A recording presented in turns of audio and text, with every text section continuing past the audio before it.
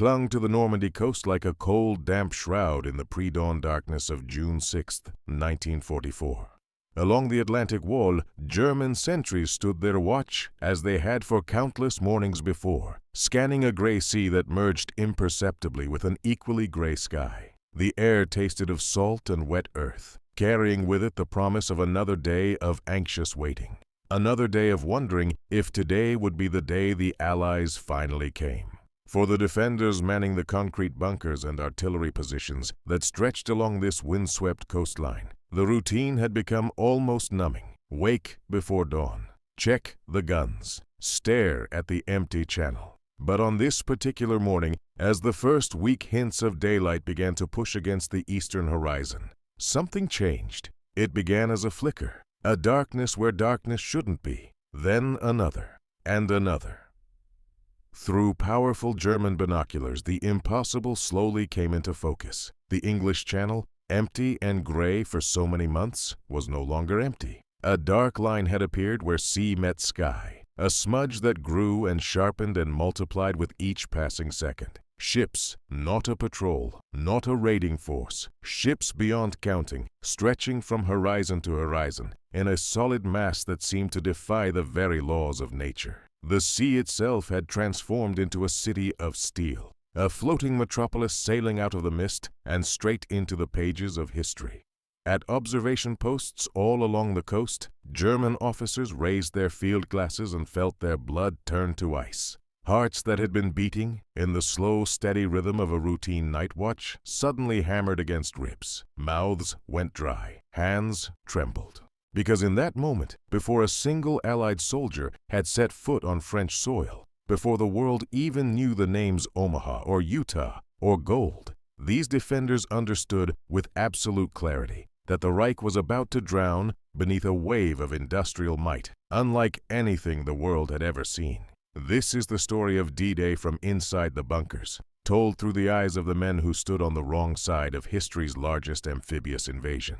It's a story of shock, futility, and the terrible realization that courage and concrete alone cannot stop the full weight of a superpower's industrial fury when it finally crosses the sea. To understand the magnitude of what the German defenders faced on that June morning, we need to step back and examine what the Atlantic Wall really was, beyond the propaganda, beyond the myth. In the minds of German high command and in the endless stream of propaganda fed to both soldiers and civilians, the Atlantic Wall stood as proof of the Reich's invincibility. It was conceived as an impenetrable chain of concrete and steel, bristling with guns, stretching from the frozen coast of Norway all the way down to the Spanish border. More than 5,000 kilometers of fortifications designed to make Western Europe a fortress that no invasion could breach. The reality, as experienced by the soldiers actually manning these defenses, told a very different story. The Atlantic Wall was far more impressive on propaganda posters than it ever was on the ground. Yes, there were bunkers, thousands of them, built by the notorious organization Todt, using forced labor drafted from occupied territories. Yes, there were gun emplacements and minefields and barbed wire. But between these strong points lay vast stretches of lightly defended or completely undefended coastline. The wall was a patchwork, not a solid barrier. Many bunkers stood incomplete, their reinforced concrete walls only partially poured. Minefields had gaps that local farmers still knew how to navigate. The enormous distances meant that even the most powerful strongpoint could be isolated and bypassed. The men defending this supposed fortress were a far cry from the elite forces that had conquered France 4 years earlier. By 1944, the cream of the German military was bleeding out on the Eastern Front, locked in a death struggle with the Soviet Union. What remained in the West was a mix of formations. Some units, like the 352nd Infantry Division, contained experienced veterans who had survived the meat grinder in Russia. But these hardened soldiers were a minority, outnumbered by very young teenage conscripts who had barely finished training, and older reservists recalled from civilian life. They were brave men, dutiful men, but they were not the stormtroopers of 1940. They were defenders tasked with holding a line that was stretched impossibly thin. The fortifications themselves varied wildly in quality. Following the disastrous Dieppe raid in August 1942, when Canadian and British forces tested the defenses, and were bloodily repulsed. Hitler had ordered a massive expansion of coastal fortifications. By the end of 1943, some 8,000 concrete structures had been completed, but the original target called for 15,000 bunkers, with 10,000 of those concentrated between the Scheldt and Loire rivers. The Atlantic Wall was a work perpetually in progress, a defensive system that would never be finished before the invasion it was meant to stop. What made the German defensive situation even more precarious was an Allied deception campaign so brilliant, so comprehensive, that it ranks among the greatest intelligence operations in military history. Operation Fortitude was designed with a single goal: convince the Germans that when the invasion finally came, it would land at the Pas de Calais, the narrowest point across the English Channel. And it worked magnificently. The Germans weren't fools. The Pas de Calais made perfect strategic sense as an invasion site. It offered the shortest route from England to France, just 21 miles across the Strait of Dover. It provided the most direct path to Germany itself. The ground was suitable for the massive armies the Allies would need to defeat the Reich. Every logical calculation pointed to Calais. The Allied deception planners understood this German logic and used it against them with devastating effect. Through an elaborate web of double agents, fake radio traffic, dummy equipment, and phantom armies that existed only in German intelligence reports, the Allies created an entirely fictional invasion force. They made the Germans believe that General George Patton, one of America's most aggressive commanders, was assembling a massive army group in southeastern England, directly across from Calais. They fabricated entire divisions out of inflatable tanks and plywood landing craft. They broadcast false radio messages that German intelligence dutifully intercepted and analyzed. They fed misinformation through double agents the Germans thought were working for them, but who had actually been turned by British intelligence. The result was catastrophic for German defensive plans.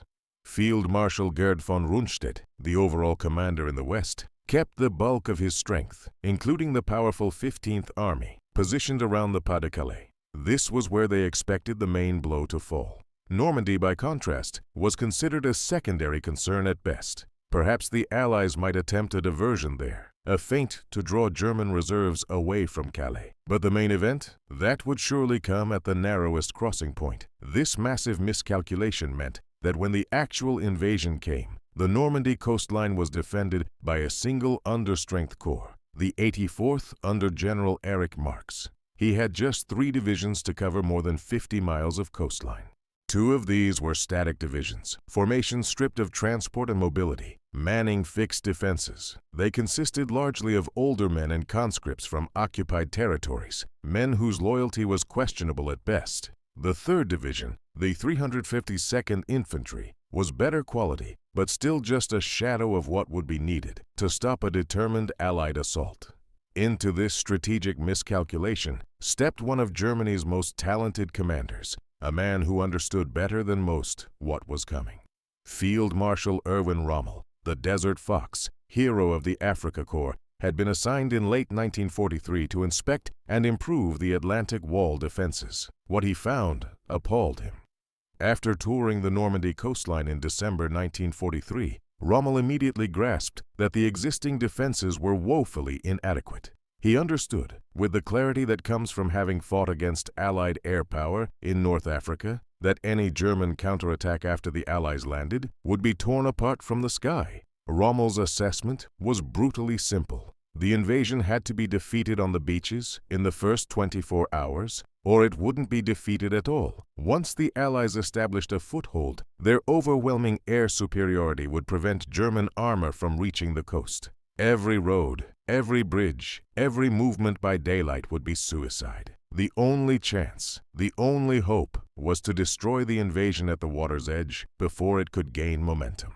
With this understanding driving him, Rommel threw himself into a frenzy of construction. He ordered massive quantities of mines, ultimately laying more than 6 million along the French coastline. He designed and deployed thousands of beach obstacles, jagged steel structures meant to tear the bottoms out of landing craft or detonate mines against their hulls. His soldiers called these obstacles Rommel's asparagus, and they sprouted from the sand like a deadly crop at both high and low tide marks.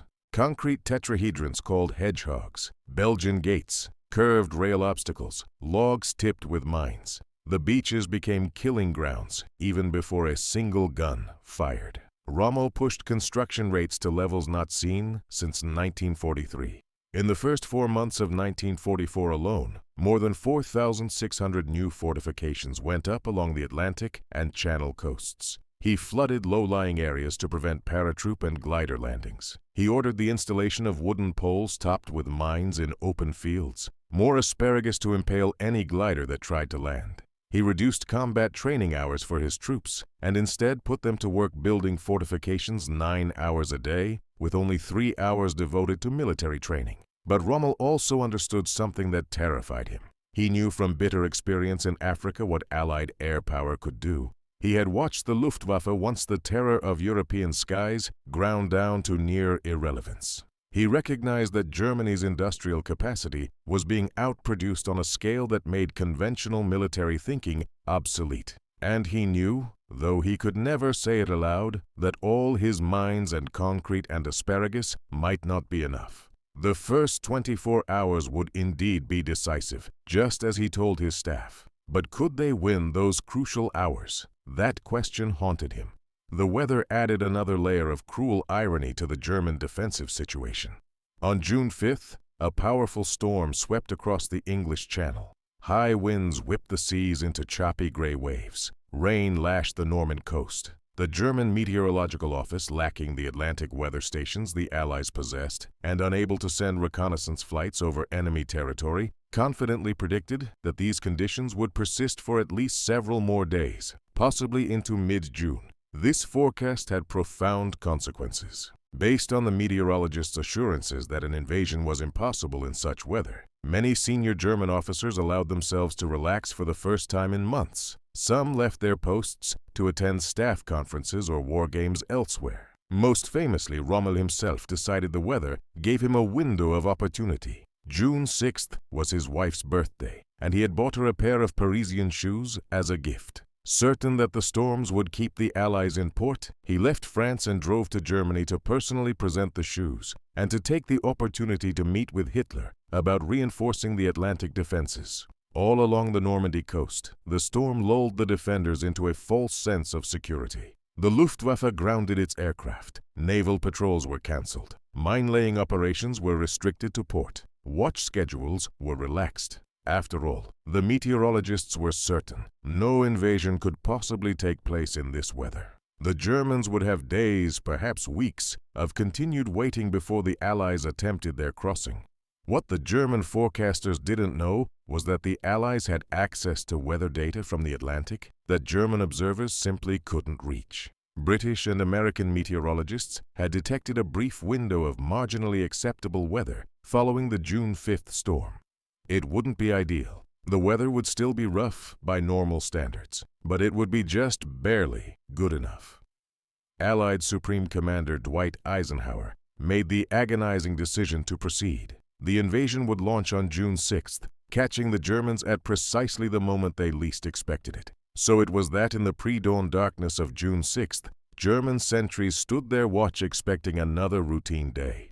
The storm had passed, though the seas remained choppy. The sky was clearing in patches. Just another morning of waiting. Just another day staring at an empty channel, until it wasn't empty anymore. The scale of what appeared on the horizon defied human comprehension. German intelligence estimates had suggested the Allies might assemble around 3,000 vessels for an invasion, and even that figure seemed almost impossible. What the defenders actually saw was something else entirely. Nearly 7,000 ships filled the English Channel, the largest armada ever assembled in human history. Battleships and cruisers, destroyers and destroyer escorts, transport ships carrying thousands upon thousands of troops, and landing craft. Hundreds upon hundreds of landing craft of every size and description, packed so densely they looked like iron filings drawn to a magnet.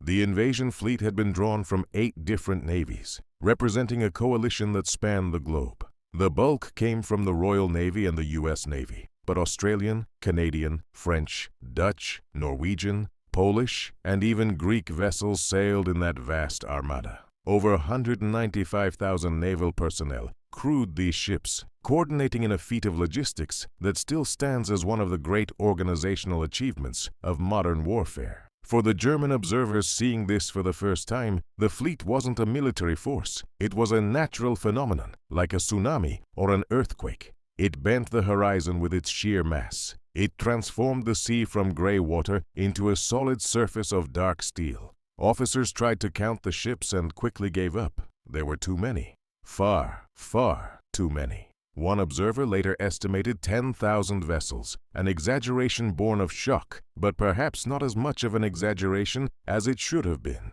The actual count was only slightly less impossible to believe. The attempts to report this to higher command reveal the depth of the cognitive dissonance the defenders experienced. Artillery officers grabbed field telephones with hands slick with sweat and fear. They shouted into receivers about thousands of ships, about fleets that covered the horizon. And from the other end came disbelief, dismissiveness, even irritation at what command assumed was panic from junior officers spooked by shadows. The duty officers on the other end of those phone lines simply couldn't process what they were being told. The sea conditions had been pronounced unsuitable for invasion. Their own forecasters had guaranteed it. These reports of massive fleets had to be exaggerations, hysteria, mistakes. Even when the reports finally penetrated up the chain of command, the German response was paralyzed by a complete failure of imagination. Their entire defensive strategy, all their planning, had been predicated on the assumption that when the invasion came, they would see it coming. They would have time to react, to move reserves, to concentrate forces. But this was already here, already happening, already overwhelming in its scope before they had even begun to respond. The size of the fleet made it clear this wasn't a raid. This wasn't a diversion. This was everything the Allies had, committed to this single throw of the dice. The 307th 2nd Infantry Division found itself positioned at what would become the most infamous of the landing beaches, Omaha. This formation exemplified both the strengths and weaknesses of the German defensive position. It had been formed in November 1943 from the remnants of divisions mauled on the Eastern Front, particularly units that had fought at Kursk. The division's cadre consisted of hardened veterans who knew what combat meant, men who had survived the furnace of the Russian campaign. These experienced soldiers provided a professional corps that static coastal divisions simply lacked. But the 352nd was not the elite formation of earlier war years. It was filled out with fresh recruits from Wehrkreis 11, the military district around Hanover. Young men, many of them teenagers, with more enthusiasm than experience. The division also included a significant number of foreign volunteers and conscripts from occupied territories, men whose commitment to the Nazi cause was uncertain at best. At full strength, the division should have numbered around 17,200 men. In reality, it was under strength and spread across a defensive frontage that German tactical doctrine considered far too wide for a single division to adequately defend. The division's deployment reflected the confusion and compromises that plagued German coastal defense planning. Field Marshal Rommel wanted all available forces concentrated at the beaches, ready to repel the invasion at the waterline. His superior, Field Marshal von Rundstedt, preferred to keep reserves inland, ready for mobile counterattacks once the invasion point was identified. The result was an unsatisfying compromise that fully satisfied neither strategy.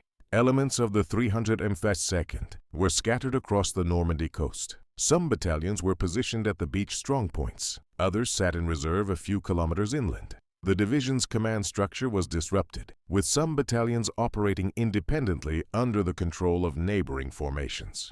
At Omaha Beach specifically, the 2nd Battalion of Grenadier Regiment 916 manned the primary defensive positions. They occupied 8 concrete bunkers equipped with guns of 75 millimeters or larger. 35 pillboxes dotted the bluffs overlooking the beach, each containing machine guns or automatic weapons. 35 rocket launching sites, 85 machine gun nests. Artillery Regiment 352 and Artillery Regiment 1275 had pre-sighted every square meter of sand and water.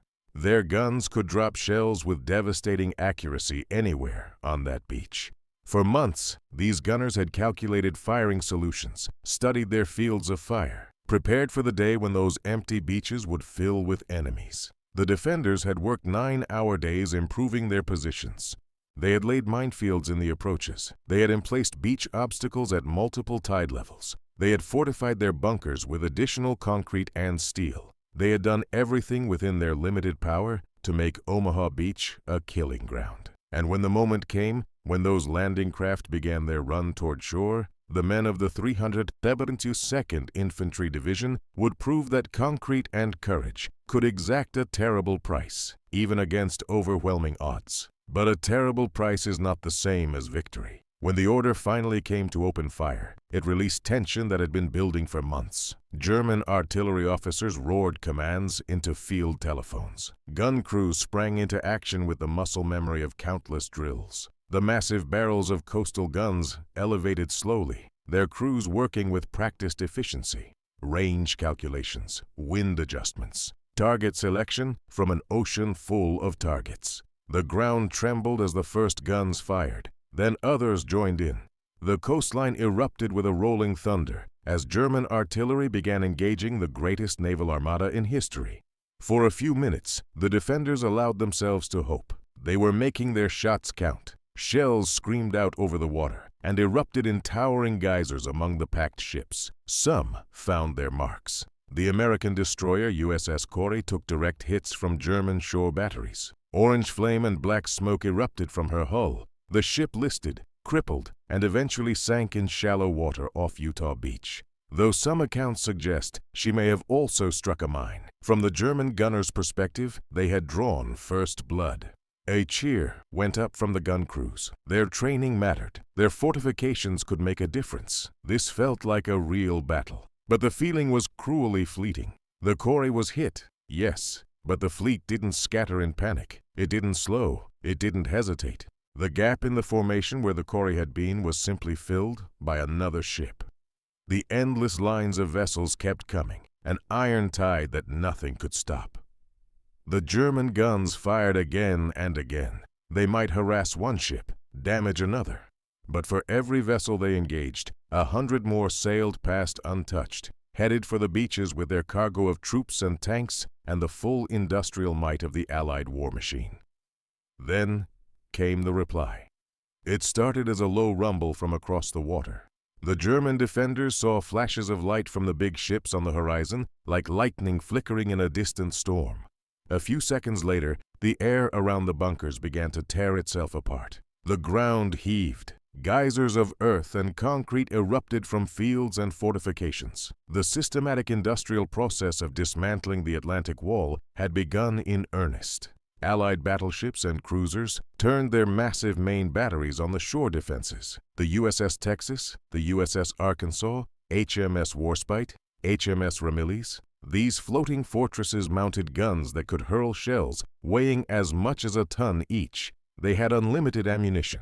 They had spotting aircraft to direct their fire. They had no reason to be conservative. The naval bombardment reached a crescendo that never ceased. A constant rolling thunder that shook the earth and made conversation impossible except by shouting directly into someone's ear. The concrete bunkers shuddered. Dust rained from ceilings. Through observation slits, the defenders watched as the world outside transformed into hell. Where was the German Navy? Where were the U-boats that were supposed to attack the invasion fleet? Where were the surface raiders? The answer was nowhere. The Kriegsmarine had been reduced to a handful of fast motor launches and submarines that could barely scratch this massive armada. A few brave attempts were made. Some E-boats tried to attack under cover of darkness and smoke screens. A Norwegian destroyer, the Svenner, was torpedoed and sunk with the loss of 33 men. But these pinpricks had no effect on the overall operation. The Allied naval forces dominated the channel completely. And where was the Luftwaffe? German defenders scanned the skies desperately, looking for the fighters and bombers that were supposed to contest Allied air superiority. They saw nothing but enemy aircraft, thousands of them. Fighters provided continuous air cover over the fleet and beaches. Bombers struck at German positions inland. Transport aircraft towed gliders full of airborne troops. On D-Day, the Luftwaffe managed to fly approximately 300 sorties over all of France. The Allies flew more than 14,000. For every single German aircraft in the sky, there were over 40 Allied planes. The sky wasn't contested. It was completely owned by the enemy. The numbers told a story of industrial disparity so vast, it made conventional military calculations meaningless. In 1944, the United States alone would produce over 29,000 tanks. Germany's peak monthly production throughout the entire war never exceeded 2,000 tanks. The Americans were essentially building more tanks in a single month than Germany could build in an entire year. And the gap only widened when British, Canadian, and Soviet production was added to the equation. German panzer commanders took justifiable pride in their tanks' technical superiority. The Tiger and the Panther were fearsome machines, technologically advanced, heavily armored, mounting guns that could kill Allied tanks from distances those tanks couldn't effectively fire back. But that superiority was a strategic dead end. These magnificent machines were complex, expensive, and difficult to produce. For every Tiger that rolled off a German assembly line, the Allies were stamping out dozens of simpler but brutally effective Sherman tanks. The Allies weren't trying to win tank battles through quality. They were planning to win by burying German armor under a literal mountain of steel, by replacing every destroyed tank with 3 or 5 or 10 more. The same calculation applied to aircraft production. Germany's factories, increasingly disrupted by Allied bombing, struggled to replace losses. Every experienced pilot shot down represented an irreplaceable asset. The Luftwaffe was being ground down through simple attrition, unable to train new pilots fast enough or build new aircraft in sufficient numbers. Meanwhile, American factories were producing aircraft at rates that seemed to defy belief.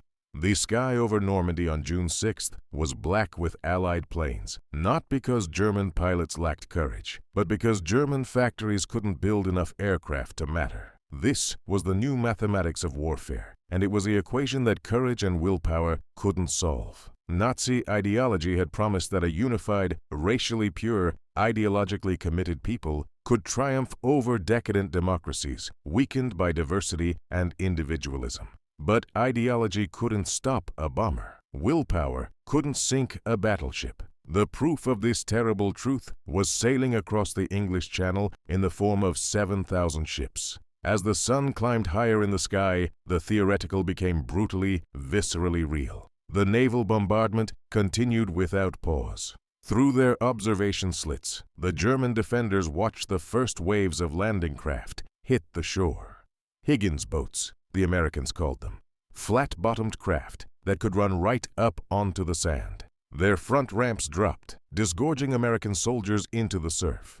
At Omaha Beach, the carefully prepared defenses of the 352nd Infantry Division began to exact their terrible price. Machine guns in the pillboxes opened up, their rapid fire tearing into the first men ashore. The MG-42, Germany's fearsome general-purpose machine gun, could fire up to 500 rounds per minute. Its distinctive sound, like ripping canvas, became the soundtrack to the slaughter on the beaches. The Americans had landed directly into the teeth of a well-prepared defense. The water turned red. Bodies piled up at the waterline. Men sought cover behind beach obstacles or the bodies of their fallen comrades. For several terrible hours, the landing at Omaha hung in the balance. The carefully coordinated Allied plan dissolved into chaos. Units landed in the wrong sectors. Naval bombardment had missed most of the German strongpoints due to poor visibility and the decision to bomb from high altitude to avoid hitting the incoming landing craft. Specialized tanks that were supposed to provide covering fire sank in the rough seas before reaching shore. From their vantage points in the bunkers, the German defenders could see the American soldiers pinned down, unable to advance past the seawall. It seemed for a few hours that Rommel's strategy might work. Defeat them on the beaches in the first 24 hours. Make the cost so high they can't sustain the attack. For those few hours it looked possible. But then, the industrial equation asserted itself once again. Allied destroyers, seeing the carnage on the beach, made a decision that was both suicidal and heroic. They steamed directly toward shore, some closing to within 1,000 yards, scraping their hulls on sandbars in water, so shallow their keels touched sand. They turned their 5-inch guns on the German bunkers and pillboxes, providing direct fire support at point-blank range.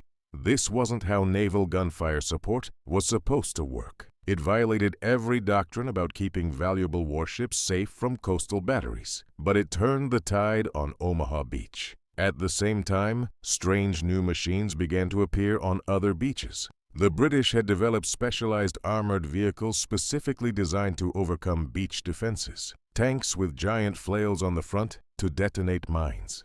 Amphibious trucks, called WW2s, that could drive straight out of the ocean onto dry land. Armored vehicles that could lay temporary bridges across obstacles. The Germans had nothing comparable. They watched as these specialized machines methodically reduced their carefully prepared defenses, solving problems that conventional tanks couldn't handle. The scene on the beaches transformed from a desperate struggle into a methodical process of annihilation. German strongpoints were systematically identified, engaged by naval gunfire, bombarded by aircraft, and then reduced by direct fire from tanks and infantry.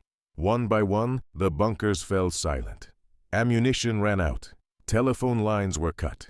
Reinforcements couldn't reach isolated positions. The defenders fought with desperate courage. They held their positions until they were dead, or their ammunition was exhausted. But courage wasn't enough. It had never been going to be enough.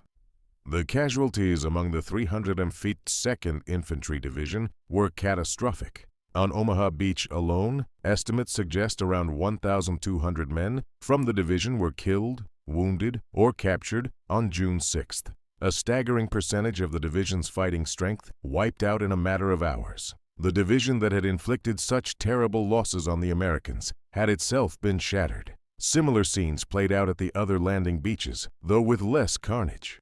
At Utah Beach, the Americans got ashore relatively easily, helped by landing in the wrong location where defenses were lighter. At Gold, Juno, and Sword beaches, British and Canadian forces pushed inland despite stubborn resistance. The German command structure, meanwhile, descended into paralysis and confusion. Hitler had gone to bed late, and his staff refused to wake him with news of the invasion. Rommel was in Germany with his wife. The commander of Panzer Group West delayed committing his armor, waiting for clearer intelligence about whether Normandy was the main invasion or a diversion before the real assault at Calais. Critical hours ticked away, while commanders sought permission, clarification, orders from a chain of command that was completely unprepared for what was happening. When German reserves finally did try to move, they ran straight into the buzzsaw of Allied air superiority. The 21st Panzer Division, the closest armor to the invasion beaches, attempted to counterattack. Their panzers moved out in daylight without air cover, into a sky black with Allied fighter bombers. The Typhoons and Thunderbolts swooped down with rockets and bombs. The roads became killing grounds. Tanks that survived the air attacks found that every bridge, every crossroads, every choke point was under observation and subject to instant aerial attack. The division was decimated before it even reached the front lines. This was exactly what Rommel had feared, exactly why he had insisted the invasion must be stopped on the beaches. Once the Allies were ashore, German armor was effectively neutralized by air power. As darkness fell on June 6, 1944, the outcome was no longer in doubt. The Allies had successfully landed approximately 156,000 troops across the 5 beaches. They had suffered around 10,000 casualties, killed, wounded, and missing. Every single casualty was a tragedy, a life cut short or forever changed. But against the scope of the operation, against the nightmarish projections of what D-Day might cost, the numbers were actually lower than many had feared. And the crucial point was this: for every Allied soldier who fell on those beaches, 3 more stood ready to take his place. The ships kept coming. The reinforcements kept landing. The supply line across the channel was unbreakable. The German defenders, by contrast, had suffered losses they could not replace. Every soldier killed was a gap in the line that couldn't be filled. Every tank destroyed was gone for good. The 302nd Infantry Division, which had fought so stubbornly at Omaha, was rated as no longer combat capable by the end of July. It would be withdrawn, merged with another formation, and essentially cease to exist as a fighting force. The Normandy campaign would rage for another 2 months. The fighting in the hedgerows would be brutal and costly. But the outcome had been decided on June 6th. It was just a matter of time and tonnage now. For the German soldiers who survived that first day, who crawled from the wreckage of their bunkers or retreated inland under fire, the rest of the war was an epilogue. Some fought on, driven by duty to their comrades. Others fought from fear of what would happen if they surrendered or retreated. Some still believed in a final victory that would snatch triumph from defeat. But for those who possessed the clarity to see, the hope of victory had vanished in the dawn light of June 6th. They had seen a fleet that filled the horizon. They had watched a sky turn black with enemy aircraft. They had faced not just an army but the full crushing weight of the modern industrial world. And they understood with terrible certainty that no amount of concrete or courage could stop it. We often picture the end of the Third Reich as a slow, agonizing collapse culminating in the battle for Berlin, with Soviet forces grinding through the city street by street while Hitler sheltered in his bunker. But for the men who stood on the Atlantic Wall and watched that impossible armada appear from the mist, the end came in a single horrifying moment of revelation. It was the moment they understood they were fighting not just soldiers from America and Britain and Canada, but the factories of Detroit, the shipyards of both coasts, the aircraft assembly lines working 3 shifts a day. They were facing an enemy that could absorb losses and return stronger, that could replace every destroyed tank with 10 more, that could fill the sky with aircraft until the sun itself was blotted out. This was a new kind of war. One decided not in the hearts of soldiers, but on the assembly lines of factories thousands of miles away. And for one German artillery officer, peering through his binoculars at a sea that had turned to steel, for one machine gunner watching landing craft swarm toward his beach, for one panzer commander listening to his orders to counterattack while Allied fighters circled overhead like hawks. It was the morning they knew it was over. The longest day, the day that decided everything. June 6th, 1944. The significance of D-Day extends far beyond the tactical success of the landings themselves. It represented the culmination of years of planning, the coordination of millions of people across multiple continents, and the focused application of industrial capacity on a scale never before seen. The invasion wasn't just a military operation. It was a statement about the nature of modern warfare, about what happens when the full economic might of a superpower, or in this case multiple superpowers working in concert, is brought to bear on a single objective. For the German defenders, the experience was one of profound psychological trauma. They had been told they were defending an impregnable fortress. They had been assured that German technological superiority and fighting spirit would triumph over numerically superior, but less committed foes.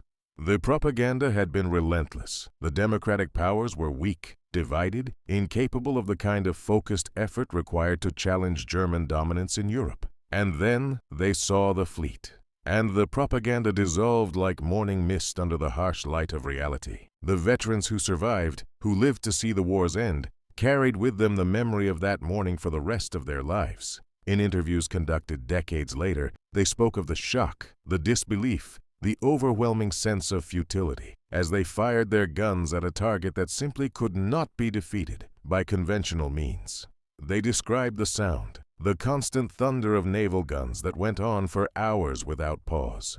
They recalled the vibration in the concrete, the dust falling from bunker ceilings, the claustrophobic terror of being entombed in fortifications that were being systematically destroyed around them.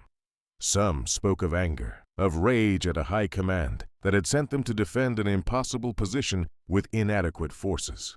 Others expressed a kind of fatalistic acceptance, a recognition that they had been participants in something historically significant, even as they stood on the losing side. A few, the most reflective, acknowledged that there was perhaps a kind of justice in it, that the regime they had served had brought this upon itself through its own aggression and hubris. But these were private thoughts, rarely spoken aloud even decades later. The material legacy of D-Day remains visible along the Norman coastline to this day. The bunkers and gun emplacements still stand, concrete monuments to a defensive strategy that failed. Some have been preserved as museums, their interiors restored to show how the German defenders lived and fought. Others have been left to slowly crumble, their iron reinforcement bars rusting and expanding, cracking the concrete from within. At low tide, the remains of beach obstacles still emerge from the sand in places, remnants of Rommel's asparagus field that failed to stop the tide.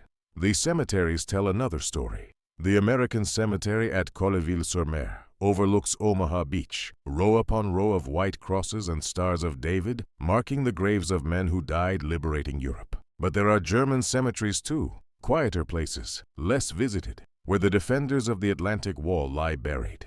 These graves remind us that soldiers on both sides were human beings, that courage and fear, and the bonds of comradeship exist regardless of which uniform a man wears. They also remind us of the terrible waste of war, of lives cut short fighting for causes they may or may not have believed in, defending regimes they may have privately doubted.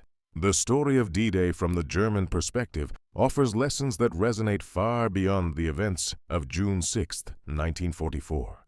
It demonstrates the limits of defensive fortifications against an enemy with overwhelming material superiority.